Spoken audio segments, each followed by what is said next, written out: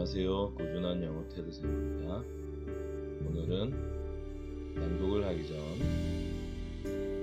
정글북의 저자로도 유명한 루디아드 키플링의 If라는 시를 읽어보도록 하겠습니다. 영국에서도 가장 사랑받는 시에 항상 들어가고 있으며 아버지가 아들에게 인생을 살아가는 좀 경험담과 같이 어떤 지표를 줄 수 있는 그런 시로서도 굉장히 유명한 시입니다. 자, 함께 감상해 보실 수 있도록 하겠습니다. If you can keep your head when all about you are losing theirs and blaming it on you, if you can trust yourself when all men doubt you, but make allowance for their doubting too. If you can wait and not be tired by waiting, or being lied about, don't deal in lies, or being hated, don't give weight to hating, and yet don't look too good, nor talk too wise. If you can dream and not make dreams your master, if you can think and not make thought your aim, if you can meet with triumph and disaster and treat those two impostors just the same, if you can bear to hear the truths you've spoken, twisted by knaves to make a trap for fools, or watch the things you gave your life to broken, and stoop and build them up with worn out tools. If you can make one heap of all your winnings and risk it on one turn of pitch and toss, and lose and start again at your beginnings, and never breathe a word about your loss, if you can force your heart and nerve and sinew to serve your tongue long after they are gone, and so hold on when there is nothing in you except the will which says to them, hold on. If you can talk with crowds and keep your virtue, or walk with kings, nor lose the common touch, if neither foes nor loving friends can hurt you, if all men count with you, but not too much, if you can fill the unforgiving minutes with 60 seconds worth of distance run, yours is the earth and everything that's in it, and, which is more, you will be a man, my son. By Rudyard Kipling. 시 너무 좋은데요. 네.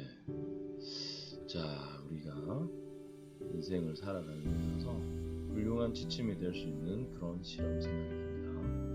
여러분들도 제가 올려놓은 시를 한번 보시고 제가 받았던 감동을 조금 같이 나눌 수 있으면 좋겠습니다. 자, 이제 낭독으로 들어가 보도록 하겠습니다. Vernacular, Chapter 2, Music in the Night. I feel at this time there are few things You should know about Chester. He is not your ordinary cat, but then I'm not your ordinary dog. Since an ordinary dog wouldn't be writing this book, would he? Chester came into the house several years ago as a birthday gift from Mr. Monroe, along with 2 volumes of G.K. Chesterton, hence the name Chester. And the first edition of Dickens' A Tale of Two Cities. As a result of this introduction to literature, and given the fact that Mr. Monroe is an English professor, Chester developed a taste of reading early in life. I, on the other hand, have developed a taste for books. I found Jonathan Livingston Seagull particularly delicious. From Chester's kittenhood on, Mr. Monroe has used him as a sounding board for all his students' lectures. If Chester doesn't fall asleep when Mr. Monroe is talking, the lecture can be counted a success. Every night, when the family is sleeping, Chester goes to the bookshelf, selects his midnight reading, and calls up on his favorite chair. He especially likes mystery stories and the tales of horror and the supernatural. As a result, he has developed a very vivid imagination. I'm telling you this because I think it's important for you to know something of Chester's background before I relate to you the story of the events following the arrival of Bunnicula into our home. Let me begin with that first night. It seems that after I went to sleep, Chester, still stewing over the lost milk, settled down with his latest book and attempted to ignore the rumbling in his stomach.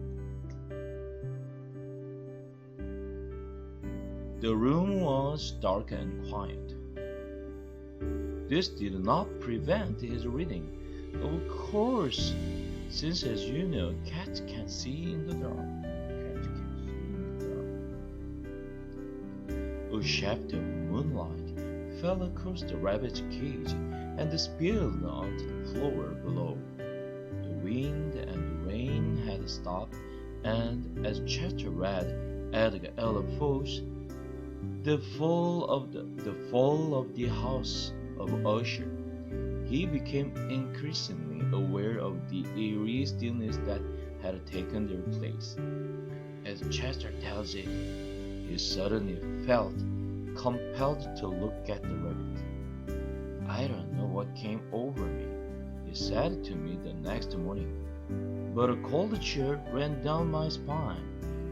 The little bunny had begun to move for the first time since he had been put in his cage. He lifted his tiny nose and inhaled deeply, as if gathering sustenance from the moonlight. He slicked his ears back close to his body, and for the first time, Chester said, I noticed the peculiar marking on his forehead. What had seemed an ordinary black spot between his ears took on a strange V shape, which connected with the big black patch that covered his back and each side of his neck.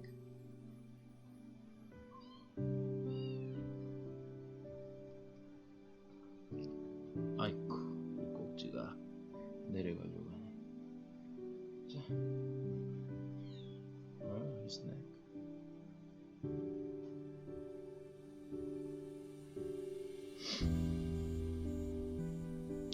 It looked as if he was wearing a coat. No, more like a cape than a coat. Through the silence had drifted the strains of remote and exotic music. I could have sworn it was a gypsy violin, Chester told me. I thought perhaps a caravan was passing by, so I ran to the window. I remembered my mother telling me something about caravans when I was a puppy, but for the life of me, I couldn't remember what. What's a caravan? I asked, feeling a little stupid. A caravan is a band of gypsies traveling through the forest in their wagons, Chester answered. Oh yes, it was coming back to me now. Station wagons? No covered wagons. The gypsies travel all through the land, setting up camps around great bonfires, doing magical tricks, and sometimes, if you cross their palms with a piece of silver, they will tell your fortune. You mean if I gave them a fork, they'd tell my fortune? I asked breathlessly. Chester looked at me with disdain. Save your silverware, he said. It wasn't a caravan after all. I was disappointed. What was it? I asked. Chester explained that when he looked out the window, he saw Professor Micklewhite, our next-door neighbor, playing the violin in his living room. He listened for a few moments to the haunting melody and sighed with relief. I've really got to stop reading these horror stories late at night, he thought. It's beginning to affect my mind. He yawned and turned to go back to his chair and get some sleep. As he turned, however, he was startled by what he saw. There in the moonlight, as the music filtered through the air, sat the bunny, his eyes intense and staring, an unearthly aura about them. Now this is the part you won't believe, Chester said to me. But as I watched, his lips parted in a hideous smile, and where a rabbit's bucket should have been, the little pointed fangs glistened. I wasn't sure what to make of Chester's story, but the way he told it sent my hair on end. Chapter 3. Some unusual goings-on. The next few days passed uneventfully. I was very bored. Our new arrival slept all day, and Chester, whose curiosity had been aroused by the strange behavior of the rabbit that first night, had decided to stay awake every night to observe him. Therefore, he too spent most of his days sleeping, so I had no one to talk to. The evenings weren't much better. Toby and Pete, who used to play with me as soon as they got home from school, now ran immediately to that silly rabbit cage to play with him. Or at least they'd try to. Bunnicula did not make the most energetic playmate. It took him quite a while to wake up each night, and then when he did awaken, he didn't do much except hop around the living room. He didn't play catch, he didn't fetch, he didn't roll over to get his tummy rubbed. I couldn't understand why they played with him at all, except it was because he was new and different. I was confident that they would soon tire of him and come back to trusty old Harold. Finally, on the morning of the first day, I caught Chester bleary-eyed over the water dish. He grumbled at me in a most unpleasant manner. You know, Chester, you were never exactly charming in the morning, but lately you've become downright grumpy. Chester growled in response. What are you doing this for anyway? What are you looking for? He's just a cute little bunny. Cute little bunny? Chester was amazed at my character analysis. That's what you think. He's danger to this household and everyone in it. Oh, Chester, I said with an indulgent smile. I think your reading has gone to your head. It's just because I do read that I know what I'm talking about. Well, what are you talking about? I still don't understand. I'm not sure yet. But I know there's something funny about that rabbit. That's why I have to keep a rod. But look at you. You're exhausted. You sleep all the time. How can you call that a rod? I'm awake when it's important. He sleeps all day, so I sleep all day. So just what you have seen since that first night that makes you uneasy. Well, said Chester, that is, at this point, Chester started to bathe his tail, which is a catch way of changing a subject he finds uncomfortable. He then stumbled sleepily into the living room. So I asked again, following him, "What have you seen?" "Nothing," he snapped, and proceeded to curl up on his chair to go to sleep. After a moment, he opened one eye. But that doesn't mean that there's nothing to see. For the next few mornings, it was the same routine. I'd be ready for a good romp around the living room, and Chester would go to sleep. Pete and Toby were at school. Mr. Monroe was at the university. He never did too much romping around anyway. And Mrs. Monroe was at her office. No one to play with poor, neglected Harold. At first, I thought I could strike up a friendship with Bunnicula and maybe teach him a few tricks, but I could never wake him up. He was always waking up just about sunset when I wanted to take a snooze. A rabbit, I concluded, is cute to look at, but is generally useless, especially as a companion to dogs, so I would retire each day with my favorite shoe to the rag and chew. Now some people, especially Mr. and Mrs. Monroe, can't understand my taste for shoes and they yell at me for snacking on them. But I always say there's no accounting for taste. For instance, I remember one evening when Mr. Monroe picked some of his sour balls out of the bowl by his chair and dropped a green one on the floor. He didn't notice as it rolled across the room and landed near my nose. I decided this was a perfect opportunity to try one for myself. I placed it in my mouth and wished immediately that I hadn't, as the tears started running out of my eyes. I thought, what's wrong with my mouth? It's turning inside out. Mr. Monroe immediately noticed that something had happened. What's the matter, Harold? Are you looking for someone to kiss? Help! Help! I wanted to cry, but all that came out was an ooh sound. Ooh, for days. So how can anyone who likes green sour balls criticize me for preferring a nice penny rocker or a bedroom sleeper? But back to the matter at hand. One morning, Chester had news.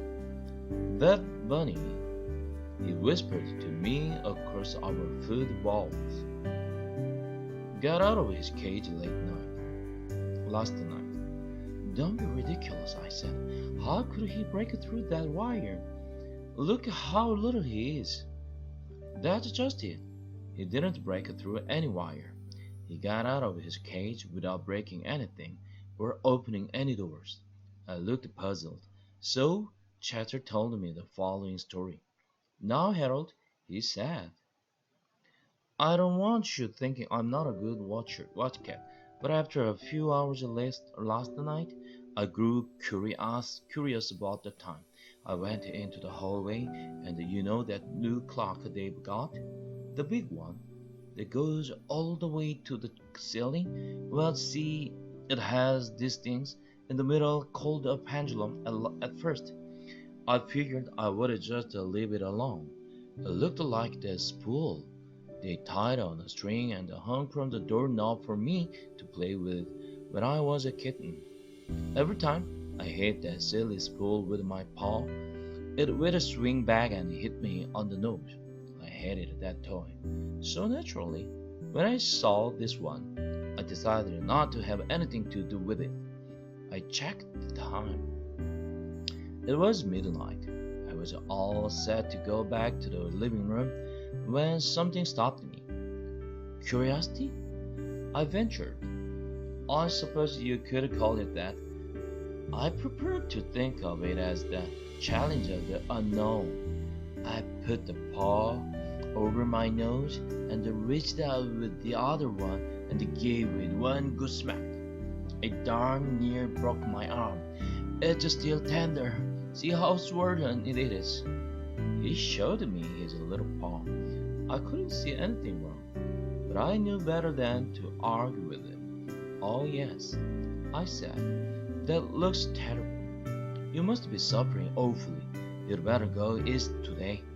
He limped dramatically, just far enough to display his new handicap, and continued. I couldn't even get to the pendulum. Somebody had put glass in front of it, and I was pretty mad. I was all set to go back, but at the same time, I couldn't help watching the thing move back and forth, back and forth, back and forth. It was so easy to watch, and before I knew what had happened, I was waking up. You fell asleep? I asked incredulously. I couldn't help it. I didn't even know it had happened, but I looked up at the face of the clock, and it was 12:45. I'd been gone 45 minutes. I ran back into the living room, looked at Bunnicula's cage, and it was empty. I couldn't imagine where he was. Then I noticed a light coming from under the kitchen door. I went into a crouch, starting, and the light went click. I heard the refrigerator door close, and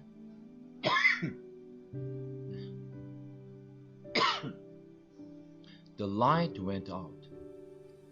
It must have been Mr. Murnau having his midnight snack, I suggested. No, that's what I thought. I jumped on my chair, called up real quick, and kept one eye open, pretending to be asleep. Slowly, the door to the kitchen squeaked open. This little head poked out from around the corner, and I looked to either side to see if the coast was clear. Then, guess who came bouncing out all by himself, and with that idiotic grin of his plastered all over his face? Well, I guess it wasn't Mr. Monroe, I said. Not unless he wears bunny pajamas and gets every tiny at night. Bunnicula, huh? You got it. Unfortunately, I hadn't positioned myself so that I could see him get back into the cage, and I didn't want to let him know where I had, and that I had seen anything, so I had to stay put. I still don't know how he got out or back in. At this point, Mr. Murnau came downstairs to make breakfast. I wondered if Chatter hadn't dreamed the whole thing. He did admit he'd fallen asleep, and as I've said, he has quite an imagination, but I was game, after all. There hadn't been any excitement in this place for days. Chester and I took our positions under the kitchen table. We didn't have long to wait. Holy cow! Mr. Murnau yelped as he opened the refrigerator door. He took his funny-looking white thing out of the fridge and held it at arm's length. Peter, come down here. What is that? I whispered. That's me, Chester answered. It looks like a white tomato. Very funny, I said, as Pete came into the kitchen. Peter, have you been playing with your chemistry set in here? No, Dad, why? I thought this might be one of your experiments. Do you know what it is? Gee, Dad, it looks like a white tomato. Just then, Mrs. Murnau and Toby came in the door. What's all the fuss about? Mrs. Murnau asked. We were just trying to figure out what this is. Toby pulled it down so he could get a better look. Well, he said, it looks to me like a white tomato. Mr. Murnau took a good long look. You know, he said to his wife, it really does look like a white tomato. There's one way to find out, said Mrs. Murnau, who always was the practical one. Let's cut it open and see what's inside. Everybody gathered around the table. I jumped up on a chair. and in all the excitement, no one noticed that I had my paws on the table, which under normal circumstances was discouraged, to say the least. Chatter wasn't so lucky. Chatter got off the table. Mrs. Monroe said. Chatter jumped onto Toby's shoulders, where he stayed to view the proceedings. Mrs. Monroe took her sharpest knife and cut cleanly through the thing. It fell into two halves. "It's a tomato, all right," said Mrs. Monroe. "Here are the seeds, but it's all white," Toby observed. "And look," said Pete, "it's dry. So it is. So it is," Mr. Monroe said as he picked up one of the halves. "There is no juice at all. Well, Anne, what do you think?" "It's gone bad, I guess, though I've never heard of a tomato turning white before. Come on," she said, clearing the table. "Let's throw it out and have breakfast. And Harold, get your paws off the table." "Rats!" Chester jumped down from Toby's shoulders and motioned for me to follow him into the living room. "This had better be important," I said. "They are cooking bacon." "A white tomato, very significant," Chester murmured. "So it's a white tomato," I said, edging my way back to the kitchen door. "What does that have to do with Bunnicula?" "I can tell you one thing," Chester said. I got a good look at the tomato. There were very suspicious marks on the skin. "So?" "I believe there are teeth marks." So tonight I'm going to reread a book I read last year."